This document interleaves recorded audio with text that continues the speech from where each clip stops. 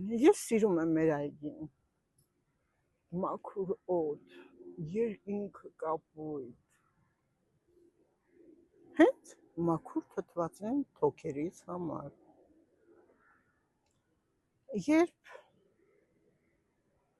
հոգնում եմ քաղաքից, ես և մեքենաս, և գալիս եմ ուր, իմ ամենասիրած վայրը, մեր այգին։ Անկեղծ եմ ասում, այս լռությունը չափից ավելի խոսուն է և այն նաև շատ առողջարար է հենց օրգանիզմի համար, բայց ես չեմ բավարարվում դրանով,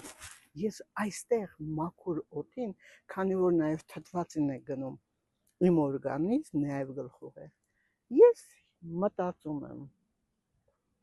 ինչ եմ արել երեկ, հերթով առավոտից սկսած նույնիսկ անգամ մտածում եմ, ինչ եմ կերել, սուրճ, սուրճից հետո ինչ, այն մյուսից հետո ինչ, և ամբողջ օրը այդպես ես մտածելով, ես առաջի հերթին այս մաքուր օդում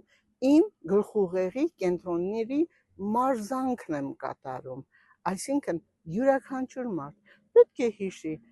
երեկ ինչ է արել, երեկ չառաջի օրը ինչ է արել,